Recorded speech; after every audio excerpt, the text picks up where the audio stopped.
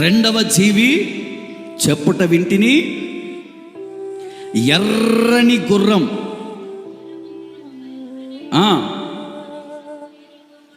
మనుష్యులు ఒకనినొకడు చంపుకొనున్నట్లు భూలోకములో సమాధానము లేకుండా చేయుటకై ఈ గుర్రము మీద కూర్చున్న ఆ వ్యక్తికి అధికారము ఇవ్వబడింది. అతనికి ఒక పెద్ద ఖడ్గం కూడా ఇవ్వబడింది.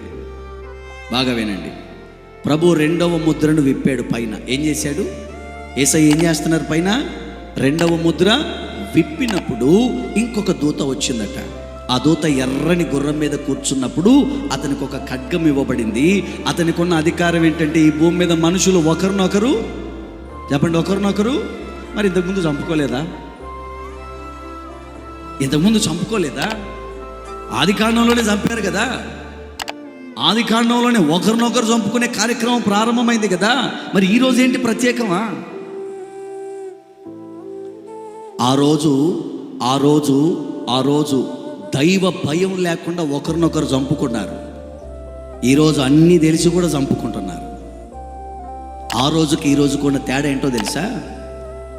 ఆ రోజు దైవ కృప లేదు, ఒకరినొకరు చంపుకోవడమే సరిపోయింది. ఈరోజు బాప్తీసాలు పొంది, ఆత్మను పొంది, అన్నీ తెలుసుకొని కూడా చంపడానికి బయలుదేరుతున్నారు. ద్రోహి అని అన్న నరహత్య చేసింది వానితో సమానం. ఈ దూతకు అధికారం ఇవ్వబడింది. ఏ అధికారం అంటే, భూలోకములో సమాధానము లేకుండా చేయడానికి ఈ గుర్రము మీద కూర్చున్న వానికి అధికారం ఇవ్వబడింది. ఒకరినొకడు చంపుకొనున్నట్లు. ఎలాగండి?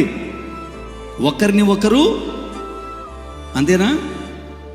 ఒకరినొకడు చంపుకున్నట్లు భూలోకములో సమాధానం లేకుండా.